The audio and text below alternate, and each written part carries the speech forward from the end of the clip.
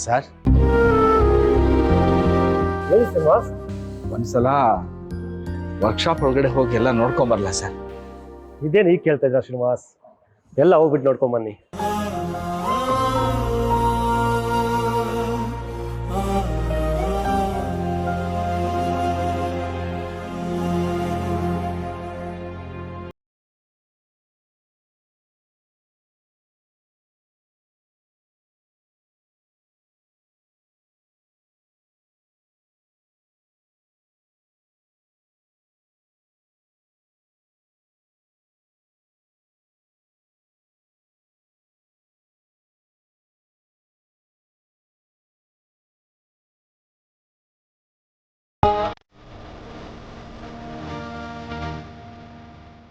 ಅಣ್ಣ, ಕೆಲ್ಸ ಅಂದ್ರೆ ಎಷ್ಟು ಇಷ್ಟ,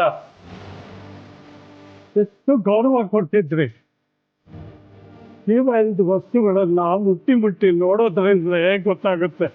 ರಾಜಣ್ಣ, ಈ ಜೀವ ಅಲ್ದಿರೋ ವಸ್ತುಗಳೇ ನಿಮ್ಗೆ ಜೀವನ ಕೊಟ್ಟಿರೋದು, ಒಳ್ಳೆ ಕೆಲಸಗಾರ ಅಂತ ಹೆಸರು ತಂದು ಕೊಟ್ಟಿರೋದು. ಮನುಷ್ಯನ ಗೌರವಿಸಲ್ಲ, ಆದ್ರೆ ಅವನು ಮಾಡಿರೋ ಕೆಲಸನ ಗೌರವಿಸ್ತಾನೆ. ಇದು ಅಷ್ಟೇ, ಶ್ರದ್ಧೆಯಿಂದ ಕೆಲಸ ಮಾಡಿ. ಇವೇ ನಮ್ದು ಅನ್ನ ಕೊಟ್ಟಿರೋದು. ನಾನಿನ್ ಬರ್ತೀನಿ, ನಾನಿನ್ ಹೋಗ್ತೀನಿ. ಅಣ್ಣ, ರಿಟೈರ್ಮೆಂಟ್ ಆಯ್ತು ಅಂತ ನನ್ನ ಮರಿಬೇಡ ಅಣ್ಣ. ಆವಾಗ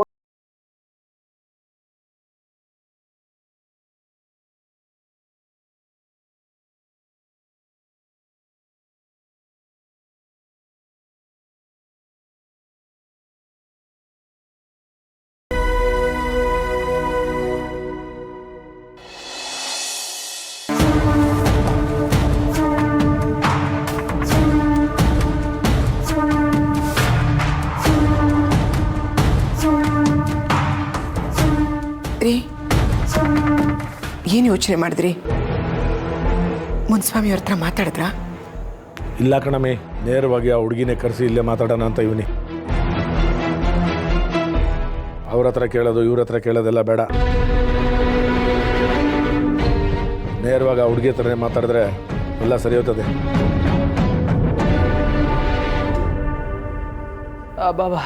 ಅಪ್ಪಾಜಿ, ಅವ್ರನ್ನ ಇಲ್ಲಿಗೆ ಯಾಕೆ ಅಪ್ಪಾಜಿ ಕರ್ಸೋದು? ನಾನೇ ಹೇಳ್ತವನಲ್ಲ ಎಲ್ಲ ಚೆನ್ನಾಗದೆ ಅಂತ. ಲೈ, ನೀನು ಸುಮ್ಮನೆ ನಿಂತ್ಕೊಳ್ಳ. ಬೇರೆಯವರಿಂದ ಈ ವಿಚಾರ ನನ್ನ ಕಿವಿಗೆ ಮುಟ್ಟೋ ಬದಲು ನೇರವಾಗಿ ಆ ಹುಡುಗಿ ಹತ್ರನೇ ಮಾತಾಡೋದು ಒಳ್ಳೇದಲ್ವೇ? ಅಪ್ಪಾಜಿ, ಅದು ಏ ಹುಲಿ, ಅದು ಇಲ್ಲ ಇದು ಇಲ್ಲ, ಬಸಿ ಸುಮ್ಕಿರ್ಲ. ನಿಮ್ಮ ಅಪ್ಪಯ್ಯ ಹೇಳ್ತಾ ಇರೋದು ಸರಿಯಾಗಿ ಐತೆ. ಅವಳು ಬರಲಿ, ಆಮೇಲೆ ಅವಳನ್ನ ಹೆಂಗೆ ಒಪ್ಪಿಸ್ಬೇಕು ಅನ್ನೋದು ನಮ್ಗೆ ಸಂದಾಗ್ ಗೊತ್ತು. ಹೌದು ಕಣಪ್ಪ, ನಿಮ್ಮಪ್ಪ ಅವನ್ನ ಕರೆಸಿ ಮಾತಾಡಲಿ, ಎಲ್ಲ ಸರಿ ಹೋಗುತ್ತೆ. ನೀನೇನು ಬೇಜಾರು ಮಾಡ್ಕೋಬೇಡ.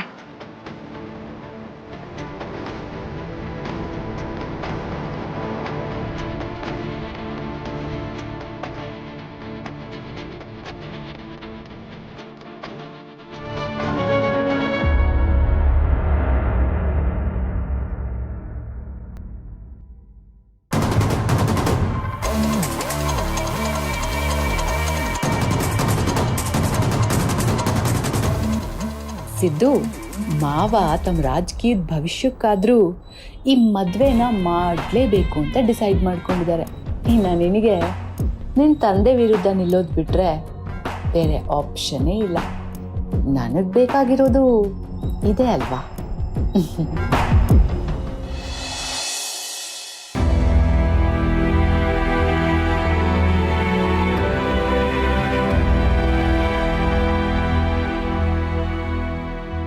ಅಣ್ಣ, ಧರ್ಮ ಕೊಡಿ ಅಣ್ಣ, ನಿಮಗೆ ಪುಣ್ಯ ಬರ್ತದೆ.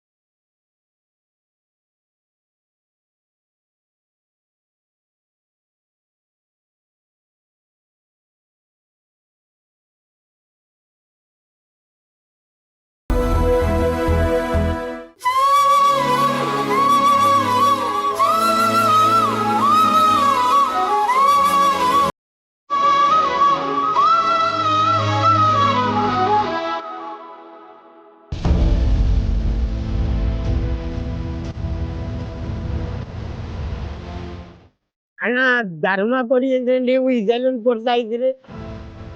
ಇಷ್ಟು ದಿನ ನಾನ್ ಮಾಡಿದ ಕೆಲಸಕ್ಕೆ ಅವ್ರು ಕೊಟ್ಟ ಧರ್ಮಪ್ಪ ಇದು. ಅದನ್ನ ನಿನಗ್ ಕೊಡ್ತಾ ಇದ್ದೀನಿ.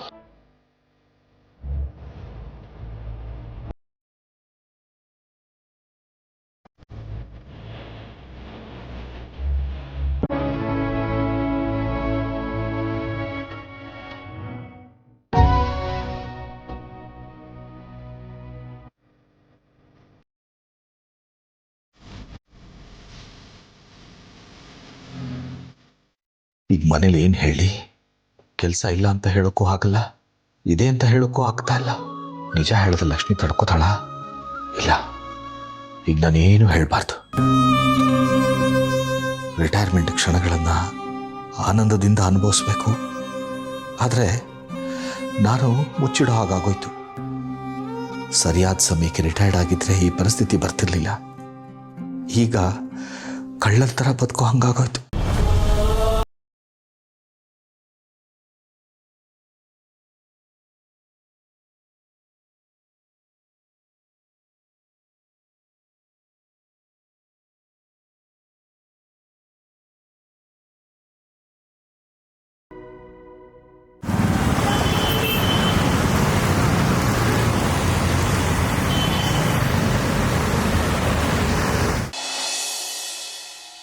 ಜಾನ್ವಿ ಅವರೇ,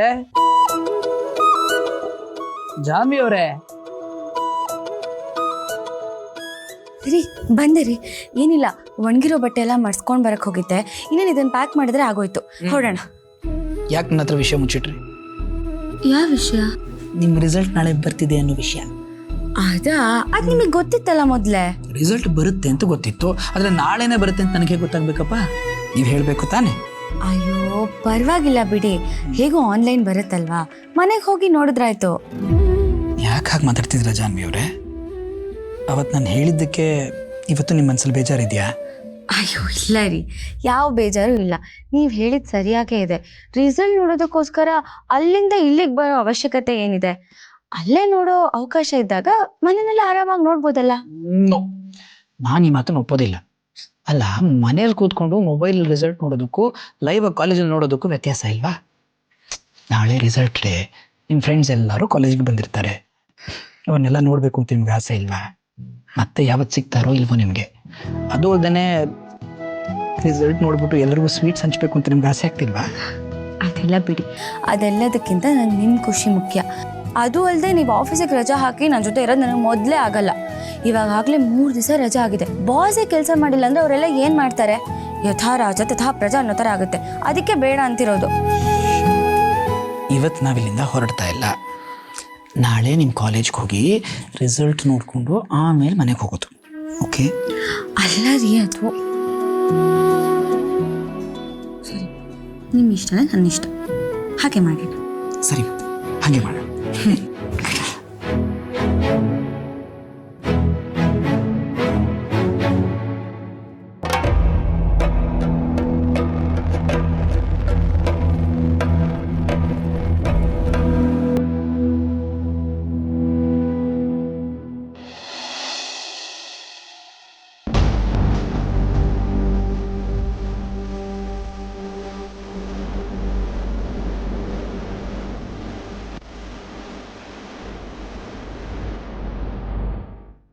ಅಯ್ಯೋ, ಇದೆಲ್ಲರಿಗೂ ಹೋಯ್ತದಲ್ಲಪ್ಪ. ಈ ವಿಷಯ ಏನಾದರೂ ಅವ್ರ ಮನೇಲಿ ಗೊತ್ತಾಗಿರ್ಬೋದಾ? ತತ್ತರಿಕೆ, ಇದೊಳ್ಳೆ ಕಥೆ ಆಯಿತು. ಇವ್ರು ಕೂಡ ಟೆನ್ಷನ್ಗೆ ನನ್ನ ಕಂಪ್ನಿ ಜೊತೆ ಮಾತಾಡೋಕ್ಕೆ ಆಗಲಿಲ್ಲ. ಏನು ಮಾಡ್ತಿದ್ದಾರೋ, ಹೆಂಗಿದ್ದಾರೋ?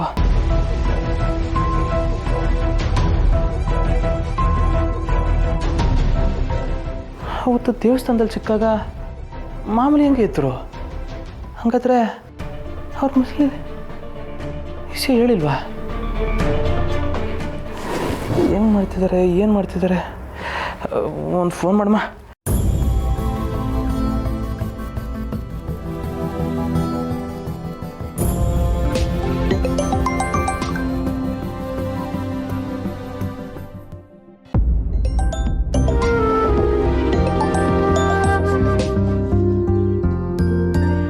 ಹೇಳಿ ಗೌಡ್ರೆ.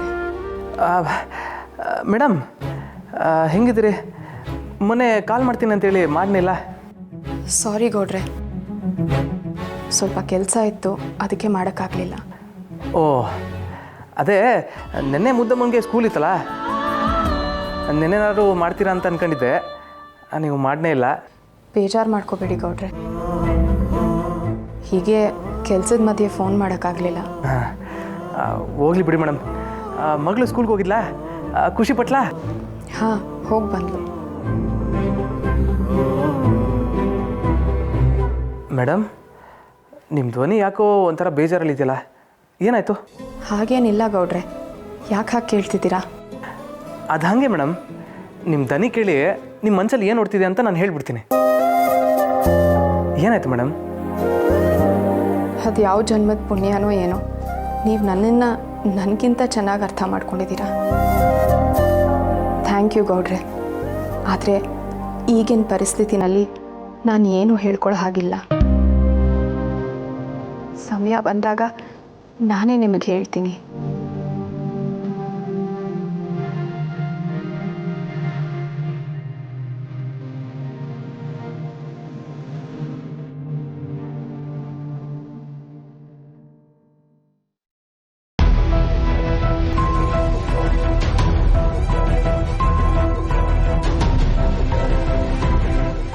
ಮೇಡಮ್ ಅವ್ರು ಯಾರಿಗೂ ಹೇಳಲಿಲ್ಲ ಅಂದರೆ ಒಂದಕ್ಕೆ ಏನು ಮಾಡಬೇಕು? ದೇವ್ರಿಗೆ ಗೊತ್ತಾಗಬೇಕು.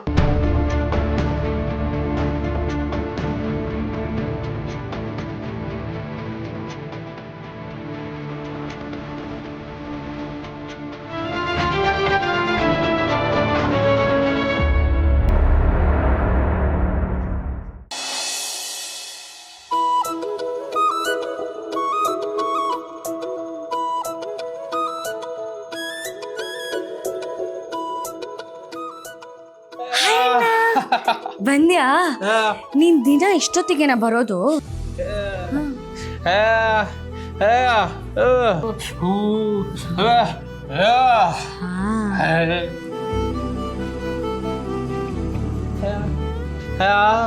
ಇನ್ನು ಮಲಗಿಲ್ಲ, ಅವರು ಕೆಲಸ ಮಾಡ್ತಾ ಇದ್ದಾರೆ, ಅದಕ್ಕೆ ಮಲ್ಕೊಂಡಿಲ್ಲ.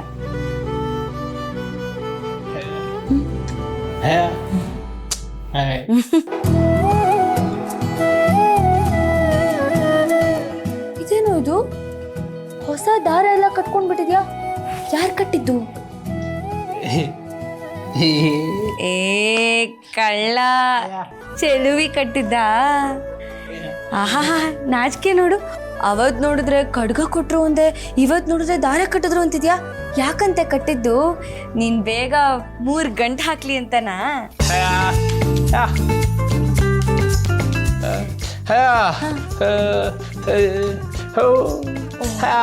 ನೀನ್ ಯಾವಾಗ್ಲೂ ಖುಷಿ ಖುಷಿಯಾಗಿರ್ಲಿ ಅಂತನಾ? ನೋಡಪ್ಪ, ಪ್ರೀತಿ ಹೇಳ್ಕೊಳ್ದೇನೆ ಇಷ್ಟೆಲ್ಲ. ನಿನ್ ಪ್ರೀತಿ ಹೇಳ್ಕೊಂಡ್ಮೇಲೆ ನಿನ್ನ ಬಿಟ್ಟು ಇರೋದೇ ಇಲ್ವೇನೋ? ಹೌದು, ನಿನ್ ಪ್ರೀತಿ ಹೇಳ್ಕೊಂಡ್ಯಾ?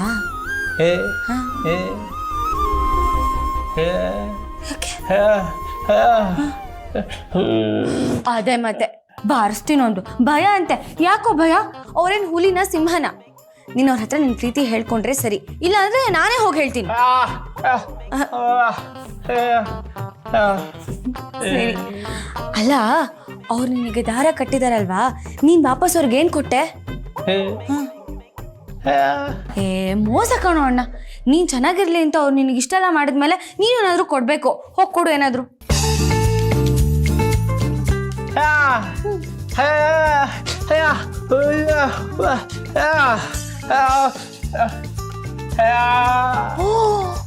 ಖಡ್ಗ ಕೊಟ್ಟಾಗ ನೀನ್ ಗೆಜ್ಜೆ ಕೊಟ್ಟಿದ್ಯಾ? ಪರವಾಗಿಲ್ಲ ಅಣ್ಣ, ಹೇಳಲಿಲ್ಲ ನೀನ್ ನನ್ಗೆ. ಪರವಾಗಿಲ್ಲ. ಅದಕ್ಕೆ ಏನಂದ್ರು ಅವರು?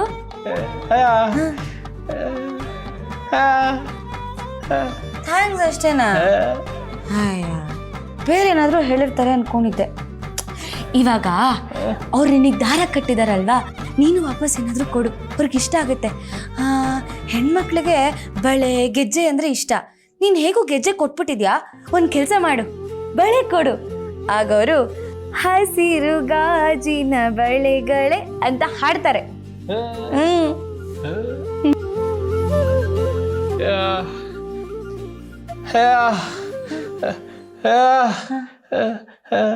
ಏನಾದರೂ ಅನ್ಕೊಂಡ್ರೆ ಅಂತ ಅವ್ರು ಏನು ಅನ್ಕೋತಾರೆ?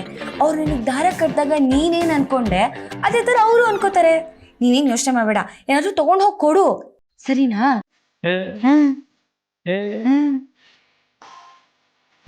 ಆಹಾ, ಹ್ಞೂ ಅನ್ನೋದು ನೋಡು, ಮುದ್ದು ಅಣ್ಣ.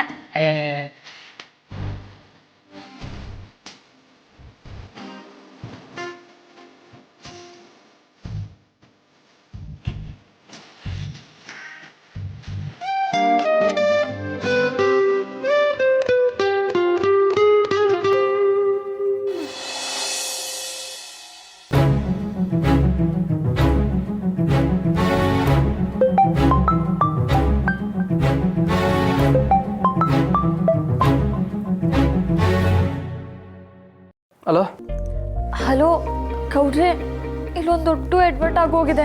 ಏನು ಮಾಡ್ಮರೆ, ನಿಮ್ಗೆ ಈ ಮದುವೆ ಇಷ್ಟ ಇಲ್ಲ ಅಂತ ನಿಮ್ಮ ಮನೇಲಿ ಗೊತ್ತಾಗೋಗಿದೆ ಅಷ್ಟೇ ತಾನೇ? ಅಯ್ಯೋ ಹೌದು, ಅದು ನಿಮಗೆ ಹೆಂಗೆ ಗೊತ್ತಾಯ್ತು? ಮೇಡಮ್ರೆ, ವಿಷಯ ನಿಮ್ಮ ಮನೇಲಿ ಅಷ್ಟೇ ಅಲ್ಲ, ನಮ್ಮ ಮನೇಲಿ ಎಲ್ರಿಗೂ ಗೊತ್ತಾಗ್ಬಿಟ್ಟದೆ. ನಿಮ್ಮ ಮನೇಲೂ ಗೊತ್ತಾಗಿದೆ ಅಂದರೆ ನೀವೇನಂದ್ರಿ?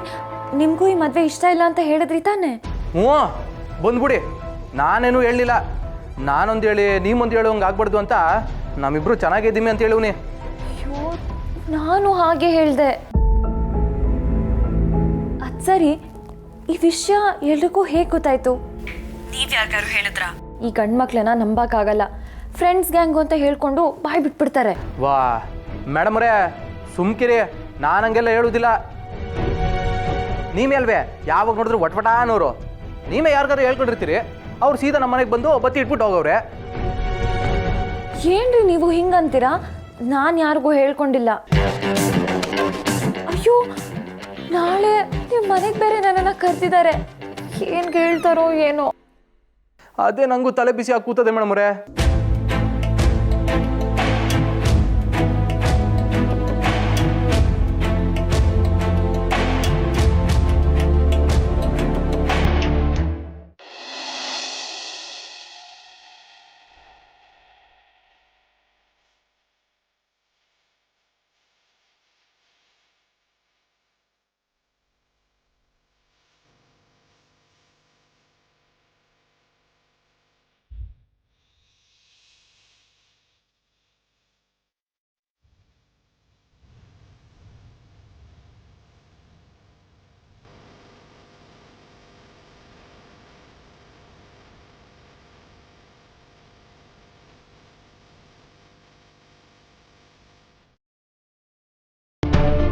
ಏನ್ ಸರ್ ಎಲ್ಲ ಇವತ್ತೇ ಮುಗಿಸ್ತಾ ಇದ್ದೀರಾ? ರಿಟೈರ್ಮೆಂಟ್ ಡೇನೇ ಇದೆಲ್ಲ ಕೊಡಬೇಕು ಅಂತ ನಮ್ಮ ಕಂಪ್ನಿಯಿಂದ ಆರ್ಡರ್ ಆಗಿದೆ. ಇದಕ್ಕೋಸ್ಕರ ನೀವು ನಮ್ಮ ಕಂಪ್ನಿ ಕಡೆ ಬರೋದು, ನಮ್ಮ ಎಂಪ್ಲಾಯ್ಸ್ಗೆ ಬೇರೆ ರೀತಿ ಭಾವನೆ ಬರೋದು ಬೇಡ ಅಂತ.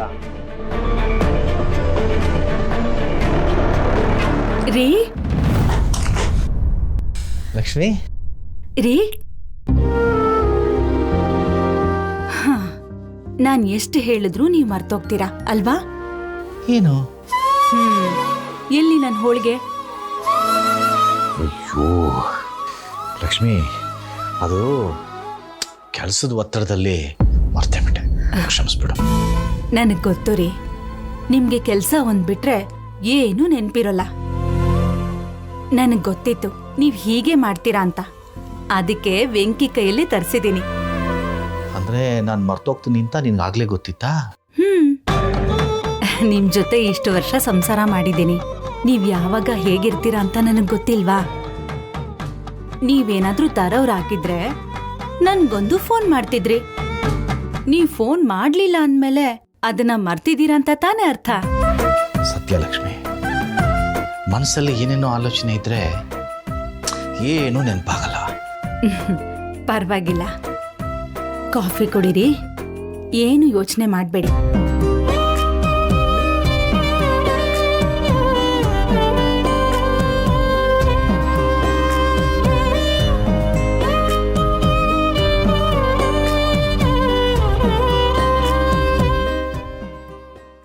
ರೀ, ಯಾಕೆ ಒಂಥರ ಇದ್ದೀರಾ? ಏನಾಯ್ತು? ಏನಿಲ್ವಲ್ಲ, ಆರಾಮಾಗಿದ್ದೀನಿ. ನೀನು ನನ್ನ ಪಕ್ಕ ರಾಣಿ ಥರ ಇದ್ರೆ ಈ ರಾಜನ್ಗೆ ಏನೂ ಆಗಲ್ಲ. ಸಾಕು ಸಾಕು. ಆದ್ರೆ ಈ ರಾಣಿ ಏನ್ ಹೇಳಿದ್ರು ಈ ರಾಜನ್ಗೆ ನೆನ್ಪೇ ಇರಲ್ಲ, ಮರ್ತೋಗತ್ತೆ ಅಲ್ವಾ?